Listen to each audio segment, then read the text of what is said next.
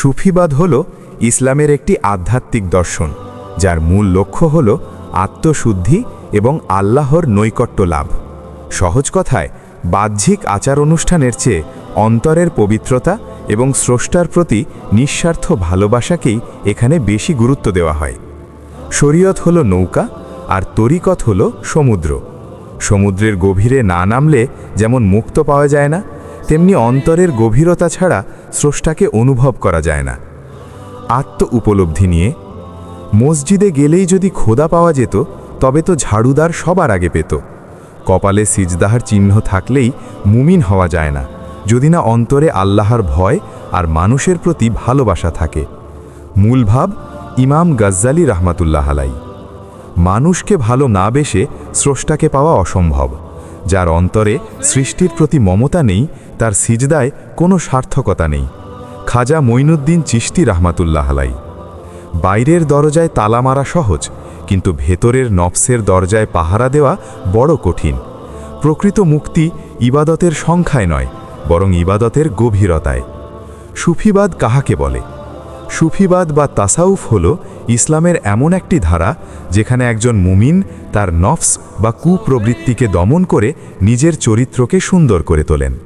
সুফিদের মতে কেবল ইবাদত করলেই হয় না, বরং সেই ইবাদতের পেছনে গভীর ভালোবাসা এবং একাগ্রতা থাকতে হয়।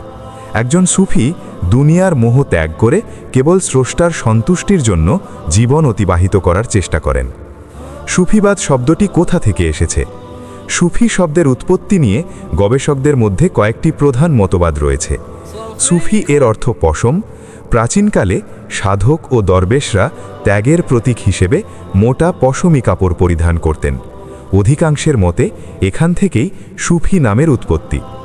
সাফা এর অর্থ পবিত্রতা। যেহেতু সুফিরা অন্তর পবিত্র রাখার সাধনা করেন, তাই তাদের সুফি বলা হয়। আহলে সুফা। রাসূলুল্লাহ সাল্লাল্লাহু আলাইহি ওয়াসাল্লামের যুগে মদিনার মসজিদে নববীতে একদল দরিদ্র ও নিবেদিতপ্রাণ সাহাবী ছিলেন, যারা সব সময় ইবাদতে মগ্ন থাকতেন। অনেকের মতে তাদের জীবন দর্শনই সুফিবাদের অনুপ্রেরণা। সুফিবাদের সংক্ষিপ্ত ইতিহাস। সুফিবাদের ইতিহাসকে মূলত তিনটি প্রধান যুগে ভাগ করা যায়। ১. প্রাথমিক যুগ, ৭ম-৮ম শতাব্দী। ইসলামের শুরুর দিকে সুফিবাদ কোনো আলাদা মতবাদ ছিল না। সাহাবী এবং তাবেঈদের মধ্যে যারা খুব বেশি পরহেজগার ছিলেন, তারাই ছিলেন আদি সুফি। হাসান বসরি রাহমাতুল্লাহ আলাই কে এই ধারার অন্যতম পথিকৃৎ ধরা হয়। এই সময় সুফিবাদ ছিল মূলত দুনিয়া বিমুখতা ও কৃচ্ছ সাধনের ওপর ভিত্তি করে। ২. শাস্ত্রীয় ও দর্শনের যুগ, ৯ম থেকে দ্বাদশ শতাব্দী। এই সময় সুফিবাদ একটি পূর্ণাঙ্গ শাস্ত্র হিসেবে আত্মপ্রকাশ করেন। ইমাম গাজ্জালি রাহমাতুল্লাহ আলাই তার বিখ্যাত গ্রন্থ ইহয়া উলুমিদ্দিনের মাধ্যমে শরীয়ত এবং তরিকতের মধ্যে একটি সেতুবন্ধন তৈরি করেন। মানসুর হাল্লাজ, বায়েজিদ বোস্তামি এবং রাবেয়া বসরির মতো বিখ্যাত সুফিরা এই যুগেই তাদের আধ্যাত্মিক দর্শনের প্রসার ঘটান। ৩. তরিকা বা সুফি ঘরানার যুগ, ১৩তম শতাব্দী থেকে বর্তমান। এই সময় সুফিবাদ বিভিন্ন তরিকা বা সিলসিলায় বিভক্ত হয়।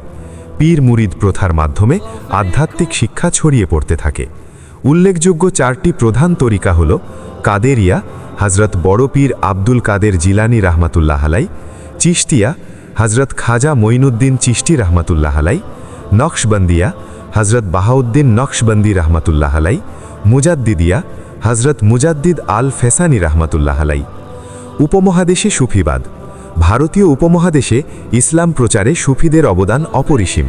খাজা মঈনুদ্দিন চিশতি রাহমাতুল্লাহ আলাই, শাহজালাল রাহমাতুল্লাহ আলাই, শাহ পরান রাহমাতুল্লাহ আলাই এবং খানজাহান আলী রাহমাতুল্লাহ আলাই এর মতো মহান সুফিদের উদারতা এবং চারিত্রিক গুণাবলীতে মুগ্ধ হয়ে এ অঞ্চলের মানুষ দলে দলে ইসলাম গ্রহণ করে।